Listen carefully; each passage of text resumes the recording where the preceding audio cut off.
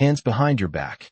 The command cut through the warm Saturday air like a siren no one expected to hear at a family event.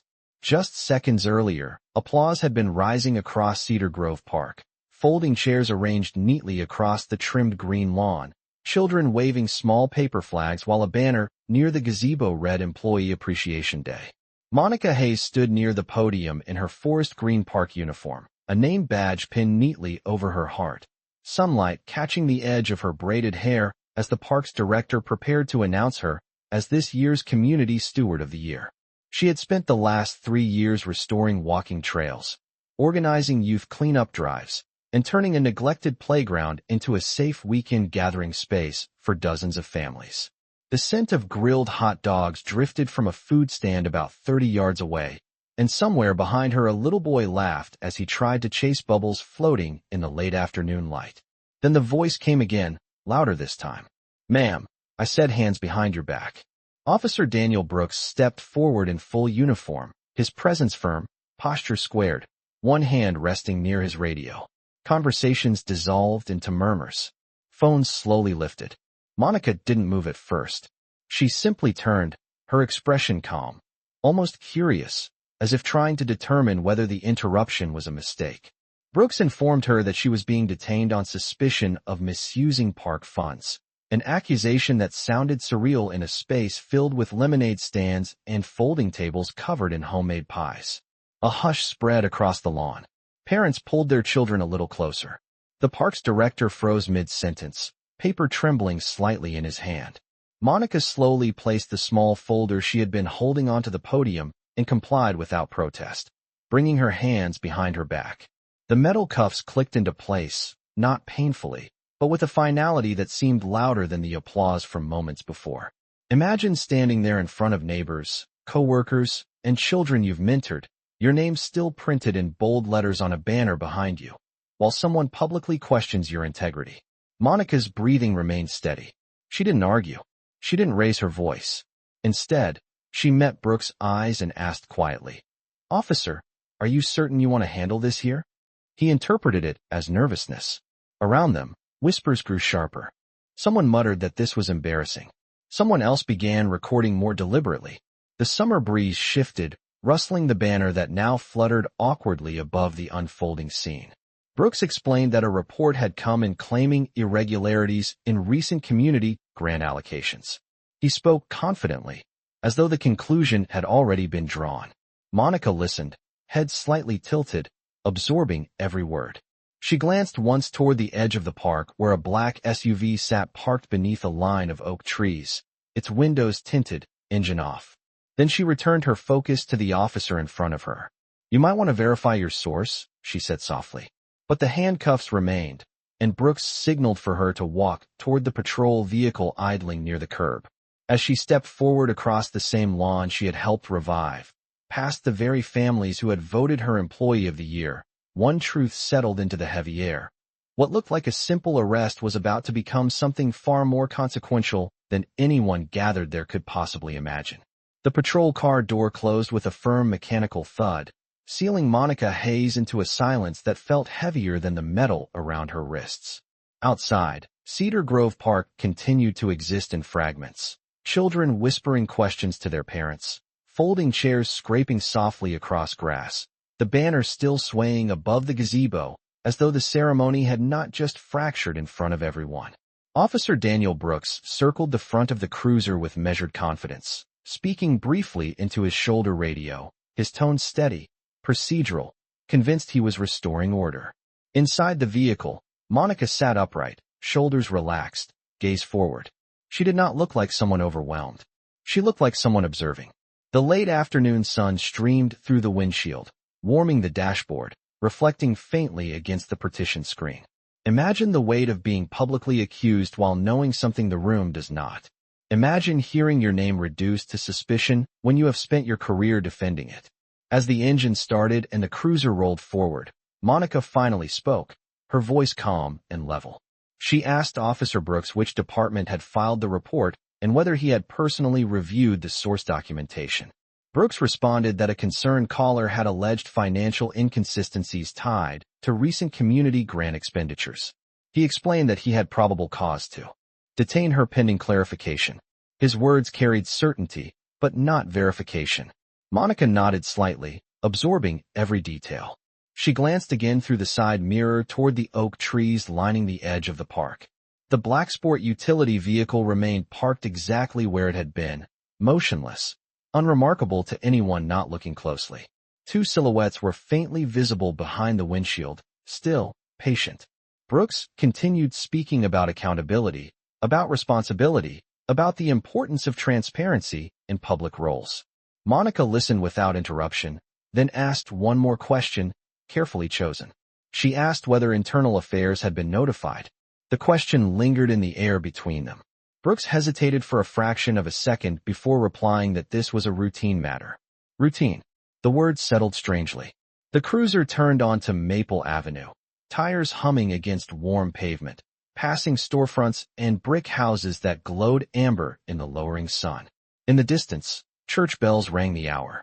Monica shifted her wrists slightly, testing nothing, resisting nothing, simply adjusting to the restraint. Her breathing remained slow. Her mind, however, moved quickly. 8 months of documentation. For prior complaints. Body camera footage from unrelated stops. Patterns. Timelines. She had not come to the park solely to accept an award. She had come because sometimes the clearest view of authority appears when it believes it is unobserved. Brooks pulled up to a red light and glanced at her through the rearview mirror. For the first time, uncertainty flickered behind his eyes. Not fear. Not yet. Just a subtle awareness that something about her composure did not align with his expectation.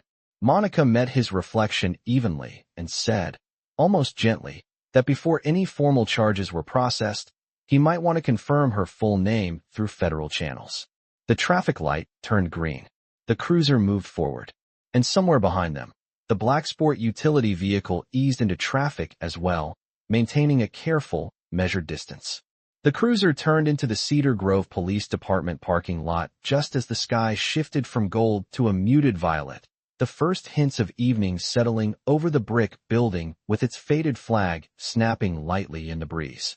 Officer Daniel Brooks stepped out with controlled composure, walking around to open the rear door. Monica Hayes emerged steadily, her posture unchanged, her gaze calm as she took in the familiar architecture of authority. Fluorescent lights glowed behind the glass entrance, casting a sterile white reflection across the pavement.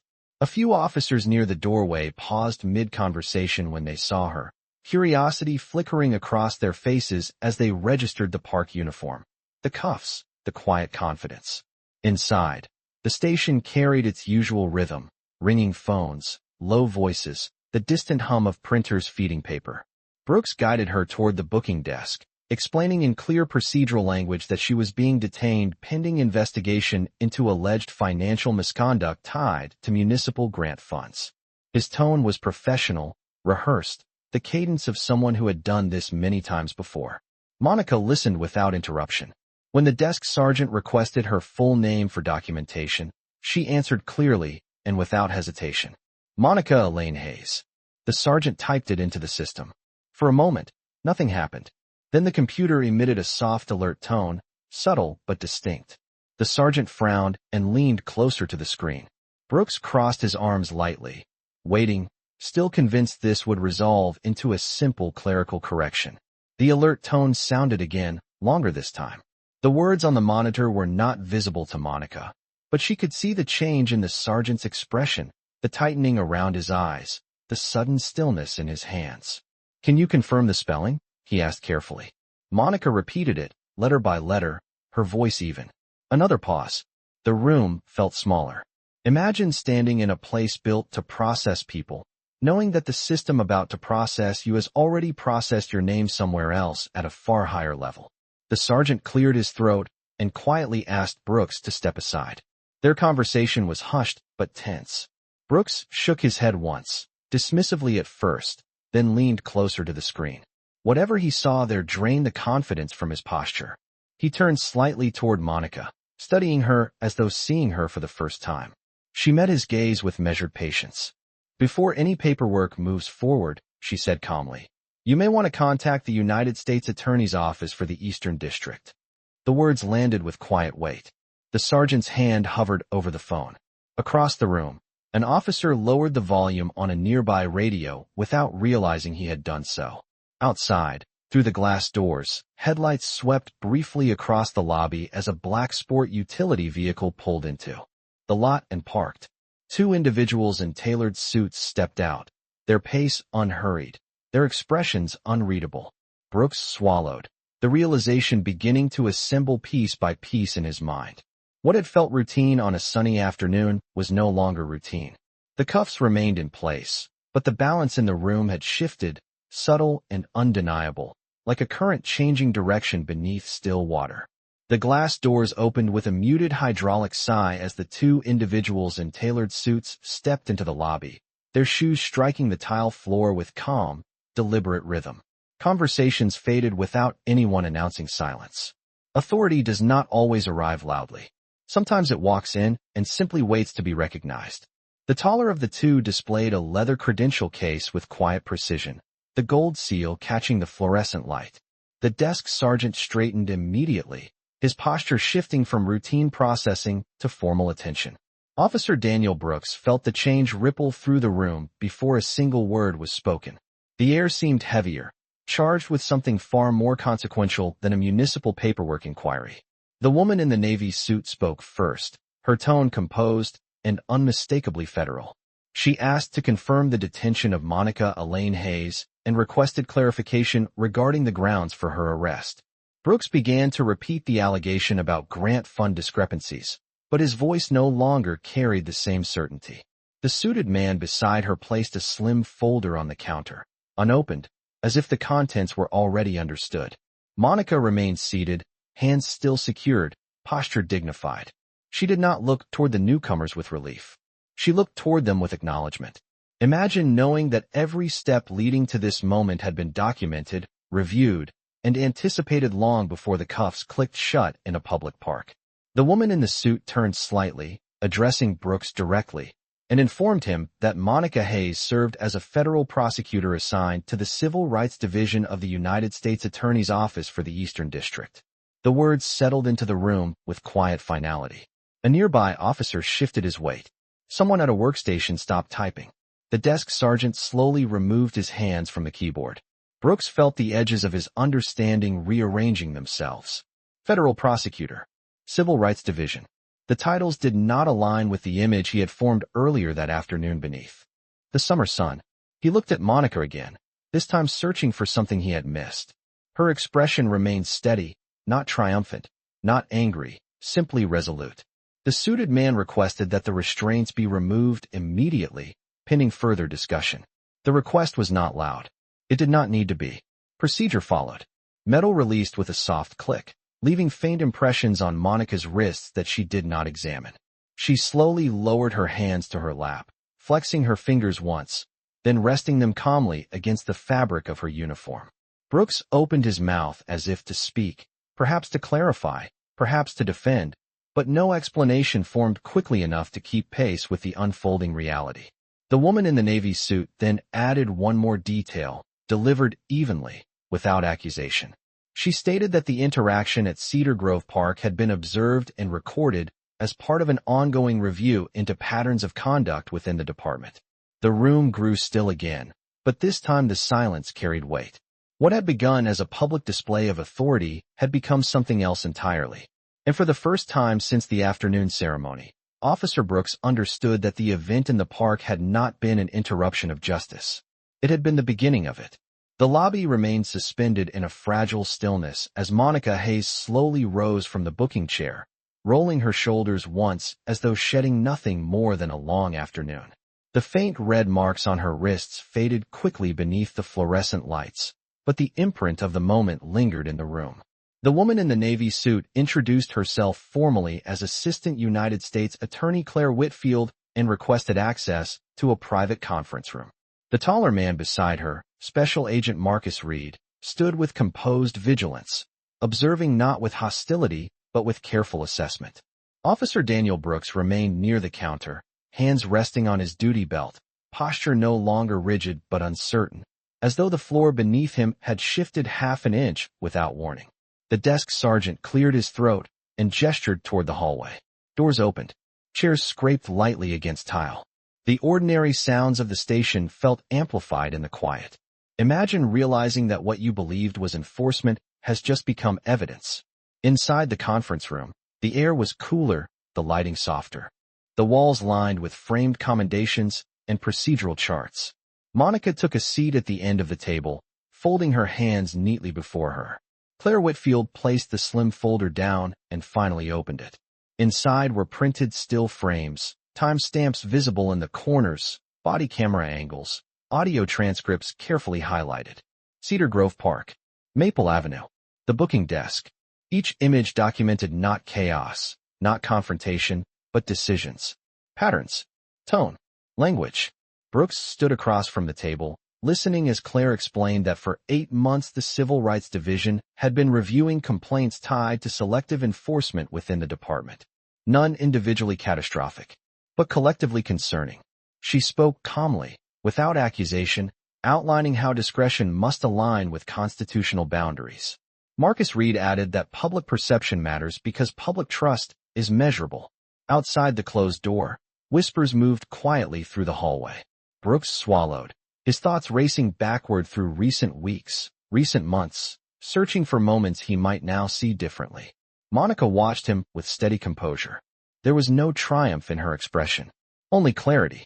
She explained that her presence at the park had served 2 purposes. One was genuine recognition for community service completed under an alias role designed to assess engagement within public spaces. The other was observational. She emphasized that every officer carries authority, but authority without reflection becomes habit, and habit shapes culture.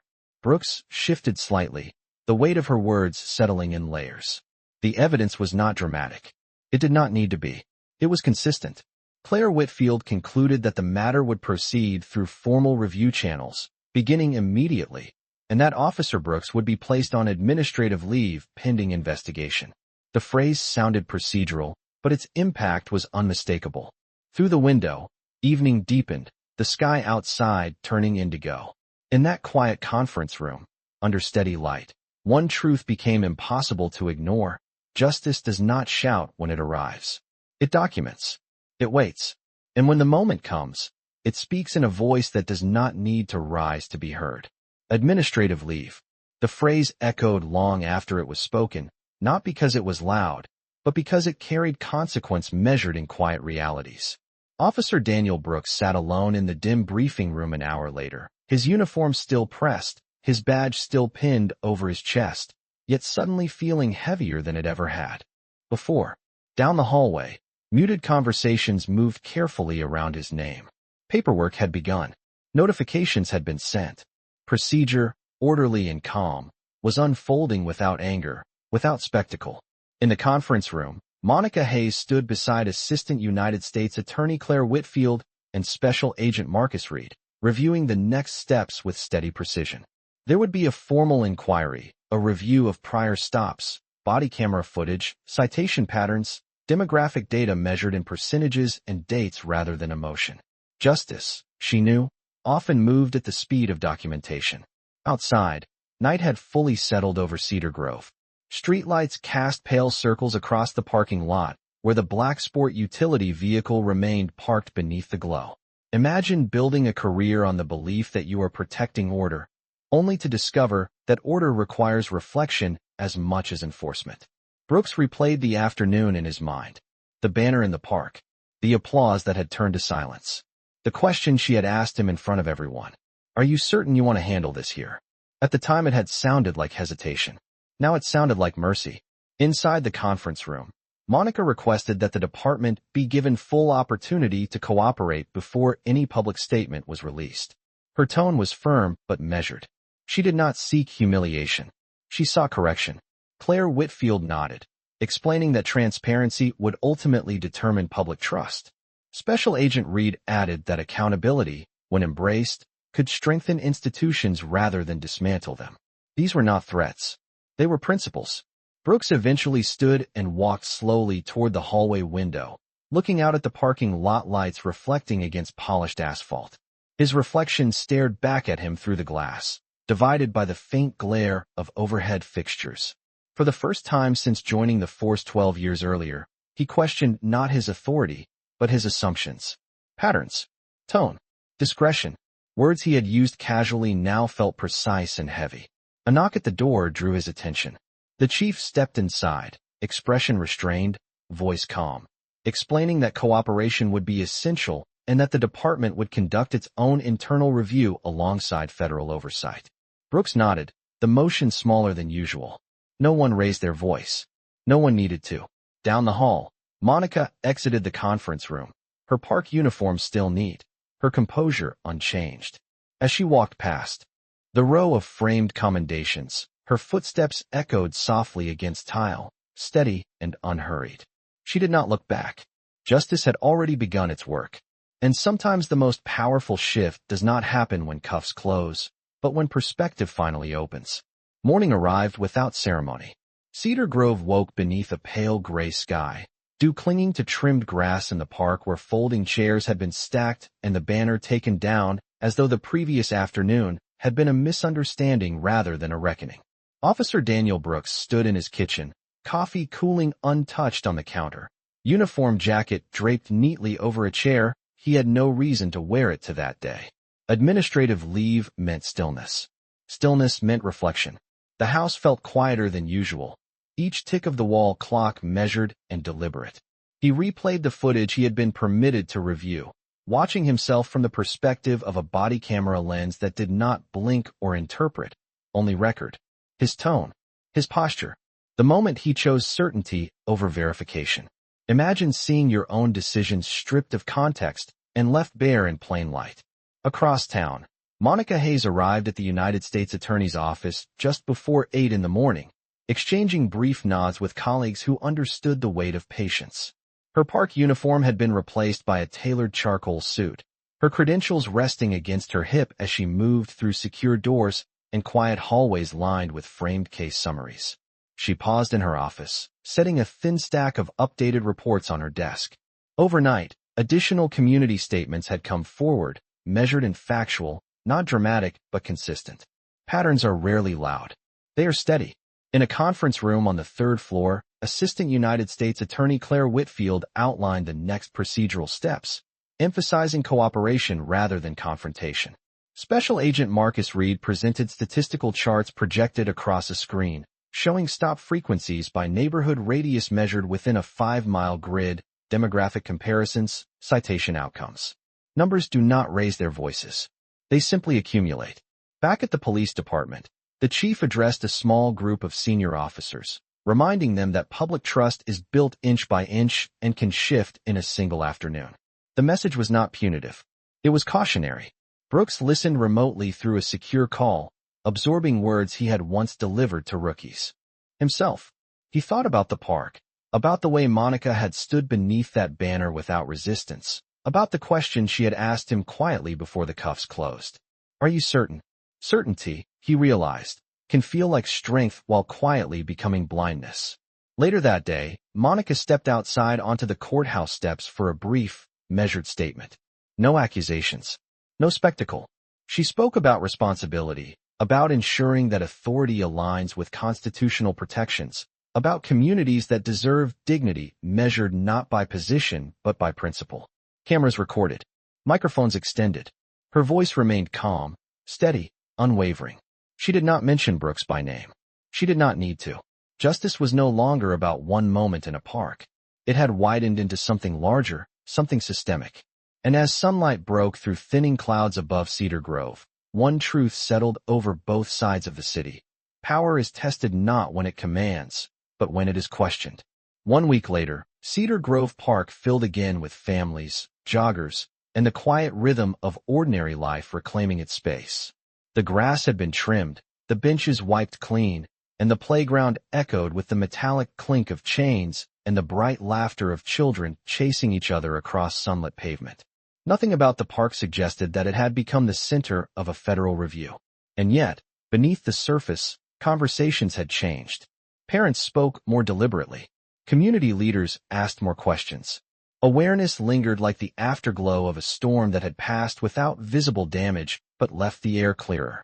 Officer Daniel Brooks walked alone along the outer trail just after sunrise, dressed not in uniform but in plain clothes, hands resting loosely in the pockets of a light jacket.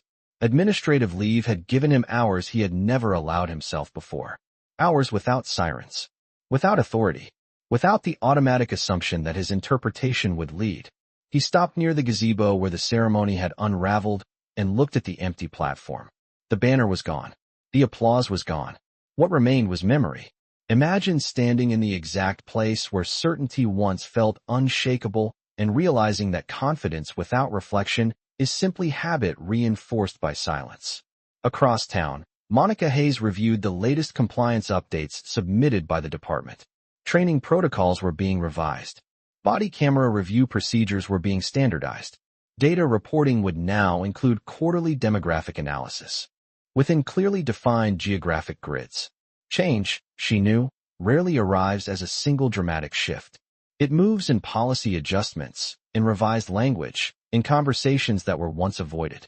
Later that afternoon, a community forum was held inside the recreation center adjacent to the park. Folding chairs filled the basketball court. The police chief stood at the podium, acknowledging concerns with measured transparency. No defensiveness, no dismissal, just recognition that authority must answer when asked. Brooks sat near the back, not in uniform, not in front, listening as residents spoke about trust and fear and hope in equal measure. He did not interrupt. He did not explain. He listened. When Monica entered the room quietly and took a seat along the side wall, the shift in awareness was subtle but present. She did not stand to speak. She did not need to. Her presence alone reminded the room that accountability had been more than a headline. It had been real. As the forum concluded, the sun dipped low, casting long amber beams through high gymnasium windows. People began to file out in small clusters, conversations softer now, less tense. Brooks remained seated for a moment longer before rising and walking toward the exit. As he passed Monica, their eyes met briefly. No anger, no triumph, just acknowledgement. Outside, the park lights flickered on one by one, illuminating pathways measured in feet and yards, guiding anyone willing to walk them. And in that quiet glow, one lesson settled deeper than any announcement could deliver. The measure of justice is not in how loudly it arrives, but in how steadily it reshapes the ground beneath our steps. Autumn arrived quietly in Cedar Grove, turning the edges of the park's maple trees into shades of amber and deep red, the air cooler now, crisp enough to remind everyone that seasons change whether people are ready or not. Nearly 3 months had passed since that afternoon when applause dissolved into silence, and the city had settled into a new rhythm shaped not by outrage but by reform. Updated training sessions were underway inside the police department, measured in hours and attendance sheets, focusing on constitutional standards, bias awareness, and discretionary judgment documented down to the smallest detail. Quarterly data reports were now posted publicly on the city website, organized in clear charts covering 5-mile patrol grids and citation patterns. Transparency had become policy, rather than promise. Officer Daniel Brooks returned to duty under supervision after completing mandatory retraining and review. His uniform fit the same. His badge shone the same. But the weight he carried felt different, less automatic, more deliberate. During his first shift back, he drove past Cedar Grove Park at a steady 25 miles per hour, slowing briefly as children crossed at the marked crosswalk. He watched a group of volunteers repaint a picnic table in fresh green enamel, their laughter light in the afternoon breeze. For a moment, he considered stopping, but instead he continued on, understanding that rebuilding trust is measured not in gestures, but in consistency. Across town, Monica Hayes stood once more near the gazebo, this time without cameras, without microphones, simply reviewing a community grant proposal with the park's director. She had resumed her role in both capacities, public servant and federal prosecutor, aware that accountability had extended beyond one officer and into institutional practice. The Civil Rights Division had closed its initial review with formal recommendations adopted by the department, noting cooperation and measurable improvement. Imagine witnessing change that does not erase the past, but reshapes the future. Later that afternoon, Brooks received a dispatch call regarding a minor parking dispute near the park entrance. He arrived calmly, listened first, asked questions before forming conclusions, and resolved the issue with measured clarity. No raised voices. No assumptions. As he returned to his cruiser, he noticed Monica walking along the paved trail about 30 yards away. Their eyes met once again, longer this time. There was no tension in the exchange, only recognition of shared responsibility. Brooks gave a small nod, not seeking approval, not expecting forgiveness, simply acknowledging awareness. Monica responded with the same restrained nod, then continued down the path lined with fallen leaves. The sun dipped lower, casting long shadows across the grass where children chased a soccer ball measured in inches and laughter echoed in simple joy. The park did not remember headlines. It remembered how it felt to be safe. And as evening lights flickered on one by one, illuminating benches and walkways alike, one truth settled over Cedar Grove with quiet permanence. Authority is not proven by the power to restrain, but by the wisdom to pause. He once believed the badge made him the law. Now he understood that the law had always been watching.